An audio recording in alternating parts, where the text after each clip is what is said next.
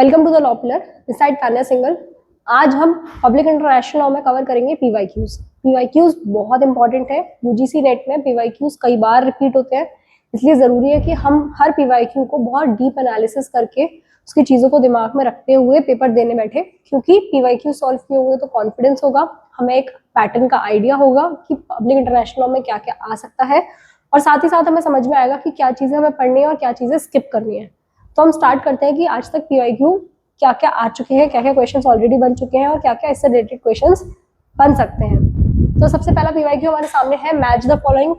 UGC NET में match the following करके questions आते हैं, कई बार आए हुए हैं। मैच द फॉलोइंग करके क्रोनोलॉजी वाले क्वेश्चंस, असर्शन रीजन वाले क्वेश्चंस, इस तरह के क्वेश्चंस बहुत कॉमन है, बहुत कॉमनली देखने को मिलते हैं। तो सबसे पहला क्वेश्चन है मैच द फॉलोइंग। तो हर बार जरूरी नहीं है यूजीसी के क्वेश्चंस में हमें सब चीजें पता हो, हम ट्राई करते हैं कि हमें अगर एक दो चीजें भी पता हो तो उससे हम ऑप्शन तक पहुंच सके। जैसे कि इसमें लिखा हुआ है date and year of establishment of UN. Date and year of establishment of UN क्या है? 24 अक्टूबर 1945। उसके बाद सिक्योरिटी काउंसिल सबसे पहले कब आई थी? 12 जनवरी 1946। हमें ए का पता चल गया, आंसर है 4। बी का पता चल गया, आंसर है 3। मतलब आंसर तो हमें यहीं से मिल गया कि ए का आंसर 4 है और बी का आंसर 3 है। अब नेक्स्ट देख लेते हैं। Paris declaration on sanctions against south Africa का पास हुआ है 2 मई 1981 में, और मिस्टर बोट्रोस घाली ने कब लिया है सेक्रेटरी जनरल ऑफ यूएन? तो इसका आंसर होगा 1 जनवरी 1992। तो हमने इस क्वेश्चन के थ्रू ये समझा कि यूजीसी के क्वेश्चन हर बार ऐसे नहीं होंगे कि हमें सारी चीजें पता हो, पर हम क्या करेंगे, हमें गेस वर्क करेंगे। अगर हमें एक दो चीजें भी पता है तो हम उसके थ्रू अपने आंसर को गेस कर सकते हैं। तो इसका आंसर हो जाएगा, फर्स्ट का हो जाएगा डी, ए का 4, बी का 3, सी का 1 एंड डी का 2। Next question, which of the following statements is are correct? WTO was established as a result of the accumulation of Uruguay round of GATT. सही बात है। The new World Trade Organization came into effect on 1 January 1995. ये बात भी सही है। At the time of establishment of WTO had 88 members. ये point गलत है, क्योंकि जिस टाइम पे एस्टैब्लिशमेंट हुआ था उस टाइम पे 88 मेंबर्स नहीं थे, उस टाइम पे थे 128 मेंबर्स। ये ध्यान रखना है, एस्टैब्लिशमेंट के टाइम पे कितने मेंबर्स थे? 128। इसलिए करेक्ट स्टेटमेंट क्या हो जाएगा? 1 एंड 2। अब देख लेते हैं हमारा नेक्स्ट क्वेश्चन। नेक्स्ट क्वेश्चन है the preamble to agreement on trade related aspects of international property laws rights lays down. मतलब ट्रिप्स में क्या क्या लिखा हुआ है, क्या क्या ले डाउन करता है ट्रिप्स? तो पहला है public policy objective of national system. सही बात है कि नेशनल सिस्टम में पब्लिक पॉलिसी किस टाइप की होगी? Special needs of the least developed countries, ये भी ट्रिप्स ले डाउन करता है। Resolving IP disputes through multilateral procedures, बहुत सारे प्रोसीजर्स प्रोवाइड करता है आईपी डिस्प्यूट को रिजॉल्व करने के लिए। And establishing mutually supportive relationship between WTO and WIPO, world intellectual property organization establish करता है म्यूचुअली सपोर्टिव रिलेशनशिप, बताता है हमें ट्रिप्स WTO और WIPO के बीच में। चारों ही बातें सही हैं, ट्रिप्स में ये सारी चीजें लिखी हुई है, इसलिए इसका करेक्ट ऑप्शन हो जाएगा ऑल ऑफ दीज।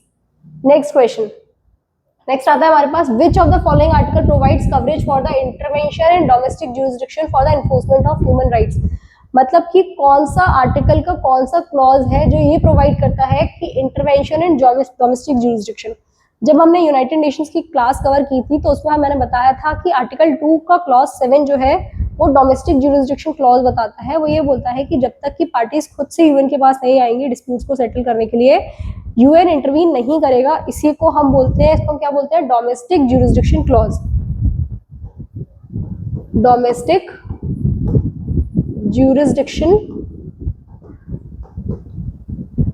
क्लॉज, और ये दिया है आर्टिकल 2 के 7 में, आर्टिकल 2 क्लॉज 7 में। तो इसका आंसर क्या हो जाएगा? Article 2 clause 7। Next, which among the following statement is are correct? All members of the UN are ipso facto parties to the statute of international court of justice. Yes, UN के जितने भी members हैं वो क्योंकि UN के member हैं इसलिए ICJ के भी मेंबर बन जाते हैं। सही बात है। 25 जजेस of international court of justice are elected, गलत बात है। 25 जजेस नहीं होते हैं, 15 जजेस होते हैं ICJ में। नेक्स्ट, द जजेस of the international court of justice are elected for 9 years, ये बात सही है। All decisions of court are by the majority of जजेस, ये हर बार नहीं होता है, डिपेंड करता है, इसलिए इसका आंसर सही हो जाएगा 1 एंड 3, क्योंकि 25 जजेस वाली बात तो गलत थी। नेक्स्ट, अब आ जाता है हमारे पास मैच द फॉलोइंग। फिर से एक और क्वेश्चन मैच द फॉलोइंग का।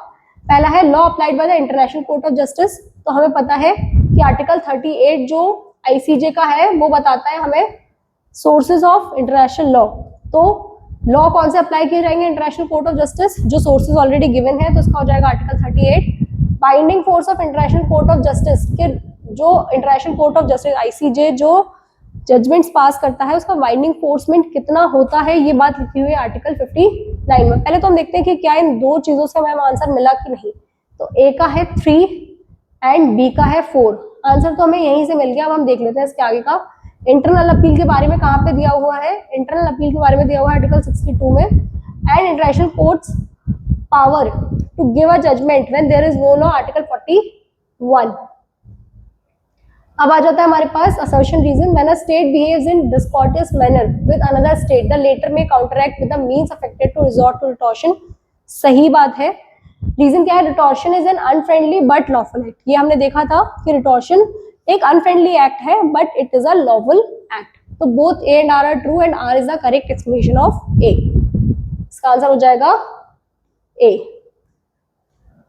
नेक्स्ट अब आता है हमारे पास under which article of the charter of the UN can the general assembly establish such subsidiary organs as it deems necessary for the performance of its function. कौन सा article है जिसमें यूएन की जो जनरल असेंबली है वो establish कर सकती है subsidiary organs for the performance of its function. तो इसका आंसर क्या हो जाएगा, आर्टिकल 22। क्वेश्चन 9 का आंसर हो जाएगा सी।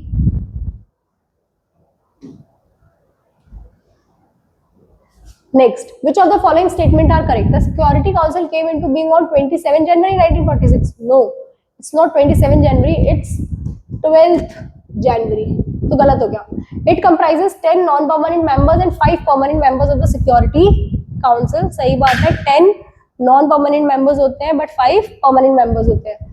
Binding resolution of the Security Council require 9 votes. No, 10 non-permanent members are elected by the General Assembly for a period of 2 years. Yes, general assembly elect कर दिया on the recommendation of the security council. तो इसका answer क्या हो जाएगा 2 and 4, क्योंकि 10 non permanent members होते हैं, 5 परमानेंट मेंबर्स, ये वाली बात भी सही है। और 10 नॉन परमानेंट मेंबर्स को जनरल असेंबली इलेक्ट करती है for the period of 2 years. Next, which of the following case of the International Court of Justice pointed out that when regard to be had to the intention of the parties repeated for a long time it becomes a binding rule। कि अगर repeatedly कोई चीज हो रही है तो फिर वो बाइंडिंग रूल बन जाएगा। यानी कि कस्टम की बात किसमें की गई थी, right of passage over Indian territory case, इसमें बोला गया था ये। Next, from the UNO has no competence to intervene in matters which are essentially within the domestic jurisdiction of any state. Doctrine developed under which article of the UN Charter? इससे पहले भी हमने same question दिया था, इस बार इसको लिखा अलग तरीके से गया है। तो उसने क्या बोला है कि यूनाइटेड नेशन ऑर्गेनाइजेशन के पास कोई कॉम्पिटेंस नहीं होगी उन मैटर्स में इंटरवीन करने की जो कि with in the domestic jurisdiction आते हैं किसी स्टेट के, बिल्कुल ही उनके डोमेस्टिक ज्यूरिसडिक्शन का मैटर है, तो उसमें यूएन जो है वो इंटरवीन नहीं करेगा। ये कौन सा आर्टिकल बात करता है, तो ये बात करता है हमारा आर्टिकल 2 क्लॉज 7। हमने देखा था इसी को क्या बोलते हैं, domestic jurisdiction clause. Next, one of the principal organ of UNO which consist of all the members of the UNO is. United Nation Organization के सारे मेंबर्स उसमें होते हैं, वो कौन सी ऑर्गेनाइजेशन है जो कि एक प्रिंसिपल ऑर्गेनाइजेशन भी है, तो वो है हमारी general assembly. Which is not the official language of the UN. कौन सी ऑफिशियल लैंग्वेज नहीं है, तो ऑफिशियल लैंग्वेज कौन सी नहीं है हमारे पास, Japanese. Japanese is not the official language of the UN. तो कौन कौन सी लैंग्वेज होती है यूएन में, Arabic, Russian, Chinese, English, French and Spanish. ये ध्यान रखनी है, Japanese is not the official language of the UN. Next, principle of the United Nations is. Principles कहाँ पे दिए हुए हैं, प्रिंसिपल्स दिए हुए हैं आर्टिकल 2 में, और आर्टिकल 1 में क्या दिया हुआ है, आर्टिकल 1 में दिए हुए हैं पर्पस। ध्यान रखना है, article 1 is purpose, article 2 is principles. 7 principles given है, हमें बताना है कि इसमें से वो कौन सा प्रिंसिपल है। मतलब 3 इसमें से ऐसे दिए होंगे जो प्रिंसिपल्स नहीं होंगे और एक वो होगा जो प्रिंसिपल होगा। तो some sovereign are more equal than others. No, क्या दिया है कि सारे ही कंट्रीज को सोवरेनली इक्वल माना जाएगा, तो पहला तो गलत हो गया। Member nation have right but no obligation. No, उसमें बोला गया है कि चार्टर के ऑब्लिगेशंस को फुलफिल करना है सारे मेंबर नेशंस को। All members shall settle their international dispute by peaceful means.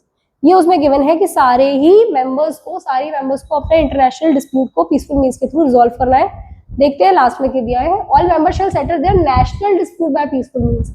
National की बात उसमें नहीं की गई है, उसमें बात की गई है इंटरनेशनल की, तो आंसर हो जाएगा इसका सी। अब देख लेते हैं हम नेक्स्ट। अब आ जाता है हमारे पास नेक्स्ट क्वेश्चन जो है असर्शन रीजन का। हमने देखा पहले भी आ चुका है असर्शन रीजन का, एक और क्वेश्चन आ चुका है, the purpose of the UN is to maintain national security and peace. अभी हमने देखा था कि it's not national security and peace, it's international security and peace. तो ये जो वर्ड है नेशनल वर्सेस इंटरनेशनल, इसका पेपर में भी ध्यान रखना है कि हम उसको नेशनल को सही ना कर दें, इट्स इंटरनेशनल, हर जगह इंटरनेशनल दिया गया है क्योंकि जो यूएन है वो इंटरनेशनल लेवल पे काम करता है। इंटरनेशनल लेवल पे इस बात का ध्यान रखता है कि कंट्रीज के बीच में पीस मेंटेन रहे, तो जिसमें वर्ड लिखा है नेशनल वो गलत है। अब रीजन क्या दिया हुआ है, because article 1 of the charter of the UN से सो।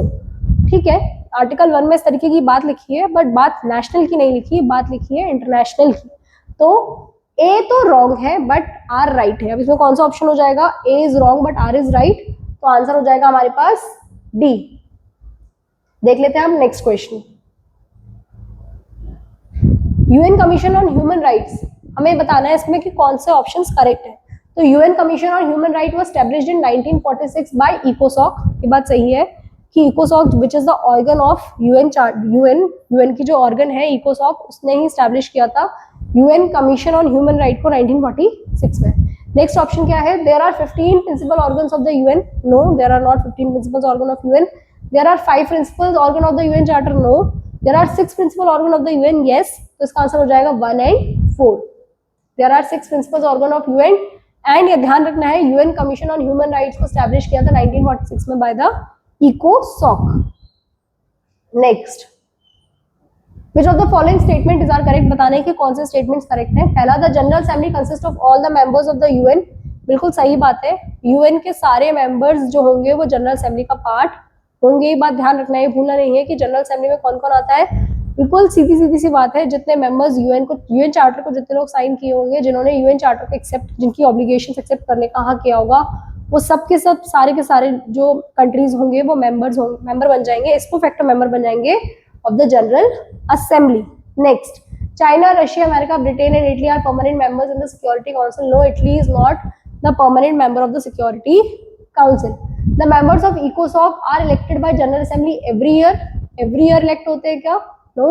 All members of UN are इसको facto members of the statute of international court of justice. Yes, जितने भी यूएन के मेंबर्स हैं, जितने भी यूनाइटेड नेशन के मेंबर्स हैं, वो इसको फैक्टर मेंबर बन जाता है इंटरनेशनल कोर्ट ऑफ जस्टिस के।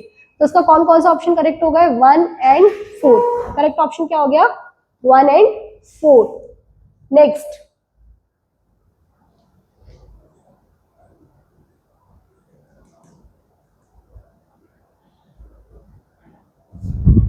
The international court of justice on legal questions can be consulted. मतलब इंटरनेशनल कोर्ट ऑफ जस्टिस को अगर किसी को लीगल क्वेश्चंस को कंसल्ट करना है तो वो कौन कौन सी 2 ऑर्गेनाइजेशंस है, तो किसके रिक्वेस्ट पे हो सकता है? तो इसका आंसर हो जाएगा on the request of general assembly और द सिक्योरिटी काउंसिल। बहुत इंपॉर्टेंट क्वेश्चन है, पहले आ चुका है, फिर से आने के चांसेस है, इसको ध्यान रखना है। फिर से देख लेते हैं, the international court of justice on legal questions can be consulted. International court of justice को कौन कंसल्ट कर सकता है और लीगल क्वेश्चंस पे कब कंसल्ट किया जा सकता है? तो वो किसकी रिक्वेस्ट पे होगा? On the request of the general assembly और the security council. Next question,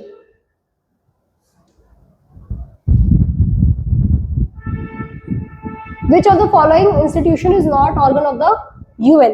तो यूएन के कौन कौन से ऑर्गन्स है, पहले तो हम ये देख लेते हैं। जनरल असेंबली, जनरल असेंबली के बाद क्या आ जाता है? Security council. सिक्योरिटी काउंसिल के बाद क्या आ जाता है हमारे पास? सिक्योरिटी इकोसॉक। इकोसॉक के बाद आ जाता है हमारे पास ट्रस्टीशिप काउंसिल। इसके बाद आ जाता है international court of justice and the last one is the secretariat. अब देख लेते हैं इसमें से कौन सा नहीं होगा। तो सबसे पहला क्या दिया? International court of justice. It is the organ of the UN economic and social council. It is also the organ of UN secretariat. This is also the organ of UN. तो कौन सी नहीं है? International atomic energy agency. ये agency है but this is not the principal organ of the United Nations.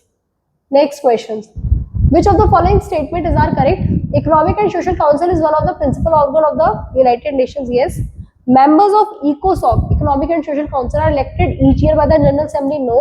The term of 7 members of the council expires each year. No, ऐसा भी नहीं होता है. द टर्म ऑफ इकोसैक इज इलेक्टेड फॉर 3 years, मतलब इकोसॉक के मेंबर्स को 3 सालों के लिए इलेक्ट किया जाता है। ये बात सही है, तो इसका करेक्ट ऑप्शन होगा एक तो 1, क्यों? क्योंकि इकोनॉमिक और सोशल काउंसिल जो है वो प्रिंसिपल ऑर्गन है और इसके मेंबर्स को इलेक्ट किया जाता है for the term of 3 years। तो इसका आंसर क्या हो जाएगा? 1 and 4। Next question, the principal of the charter of UN has been embodied in, मतलब कि प्रिंसिपल हमें पता है कि कौन से आर्टिकल में दिए हैं, आर्टिकल 2। आर्टिकल 2 के कितने क्लॉजेज हैं? 7 क्लॉजेज हैं, जिसमें से जो 7th क्लॉज है वो किसके बारे में बात करता है? डोमेस्टिक ज्यूरिसडिक्शन क्लॉज के बारे में, जो हमने अभी पीछे वाले क्वेश्चंस में भी देखा था। अब इसमें पूछा है कि प्रिंसिपल कहाँ पे दिया है, इसमें काफी सारे आर्टिकल्स दिए, आर्टिकल 2 क्लॉज 7, आर्टिकल 12 क्लॉज 6, 65 और 24। अभी हमने देखा था आर्टिकल 2 जो है वो सिर्फ और सिर्फ प्रिंसिपल्स की बात करता है, तो इसका सही आंसर क्या हो जाएगा? 2 clause 7। Next, N arbitration award is binding on, हमने आर्बिट्रेशन देखा था। Arbitration is one of the method of settlement of international disputes, एक मेथड है, बहुत सारे मेथड हो सकते हैं, जुडिशियल सेटलमेंट हो सकता है, और भी हमने कई पीसफुल मेथड्स देखे और कुछ कोर्सिव मेथड्स भी देखे थे, तो it is a one of the peaceful method. तो ये पूछा गया है कि आर्बिट्रेशन अवार्ड बाइंडिंग किस किस पे होगा, वो कौन कौन सी पार्टीज होंगी जिसपे आर्बिट्रेशन अवार्ड बाइंडिंग होगा, क्या जो पार्टीज नहीं है उन पे भी आर्बिट्रेशन अवार्ड बाइंडिंग हो सकता है। तो उसमें ऑप्शंस दिए, पहला ऑप्शन है all the workman employed at the date of the dispute and thereafter the parties summon to appear in the proceedings, all parties to the dispute, या फिर ऑल ऑफ दीज। तो इसका आंसर होगा all of these, क्योंकि arbitration award सिर्फ उन्हीं पे लागू होता है, सिर्फ उन्हीं लोगों को फॉलो करना होता है, उन्हीं की लीगल वैलिडिटी बनती है जो पार्टी होते हैं डिस्प्यूट में। तो इसका आंसर हो जाएगा all parties to the dispute. Next question, which of the following case of the International Court of Justice pointed out that when in regard to the intention of the parties repeated for a long time it becomes a binding rule? कौन से case में बोला गया था कि अगर हमें intention देखना है कि कोई चीज लॉ बनी या न बनी, तो हमें ये देखना होगा कि क्या उसको कितने टाइम से फॉलो किया जा रहा है, एंड तभी हम उसको बोल सकते हैं कि वो एक बाइंडिंग रूल बना है। तो ये केस था हमारे पास right of passage case over Indian territory 1960 का। तो this is one of the case जहाँ पे कस्टम्स के बारे में बताया गया था कि कोई चीज कस्टम कब बन जाती है, ओपिनियन जीरोस होना कब जरूरी होता है, इन सब चीजों के बारे में इस केस में बात की गई थी। Next case, using the codes given below indicate the judgments were delivered in which year in the following cases. तो हमें बताना है कि कौन कौन से केसेस कब कब आए थे। तो कोर्फू चैनल आया था हमारे पास 1945 में, टेम्पल डिस्प्यूट आया था हमारे पास, राइट ऑफ पैसेज आया था पहले हमारे पास 1960 में, फिर आया था हमारे पास temple dispute of Preah Vihear case जिसे हम बोलते हैं 1962 में, और साउथ वेस्ट अफ्रीकन केसेस आए थे हमारे पास 1966 में।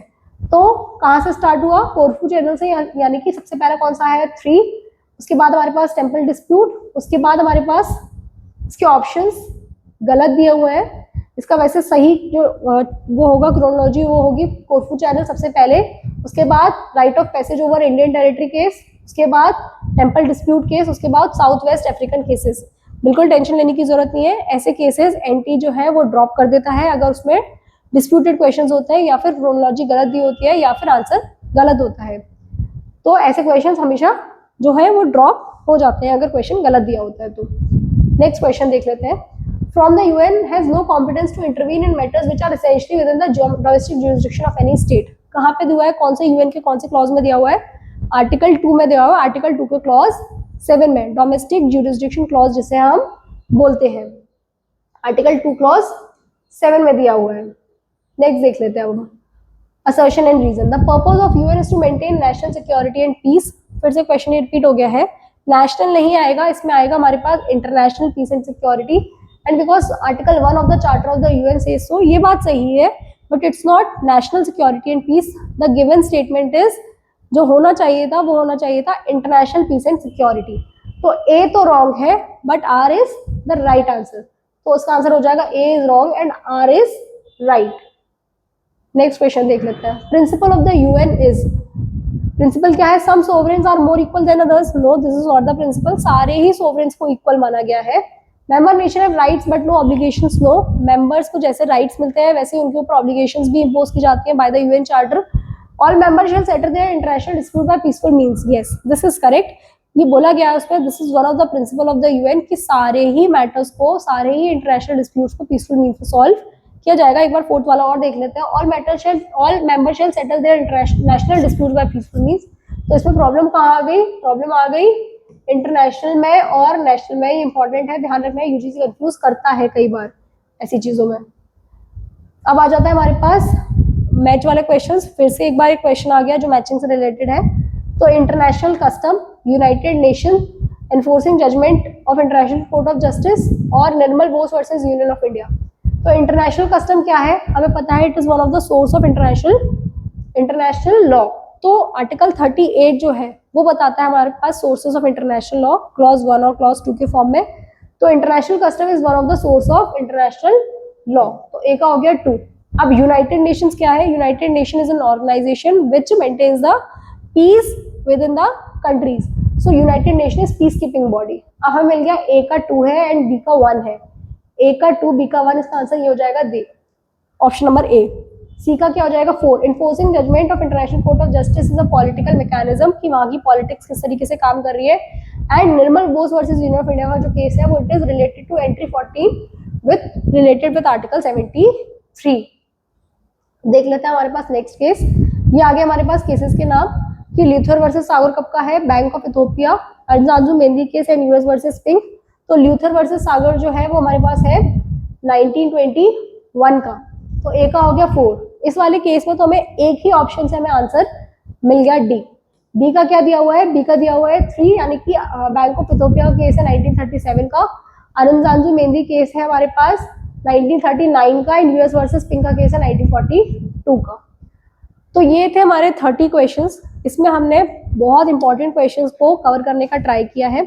हमारी एक और वीडियो आएगी जिसमें हम पब्लिक इंटरनेशनल लॉ के और 30 क्वेश्चंस को कवर करेंगे। वो सिर्फ और सिर्फ पीवाईक्यूज हम कवर कर रहे हैं। पीवाईक्यूज कवर करना इज वेरी इंपॉर्टेंट। आप बाकी क्वेश्चंस लगाते हैं, वेरी गुड, बट पेपर में बैठने से पहले बहुत जरूरी है कि आपने पीवाईक्यूज को सॉल्व किया हो।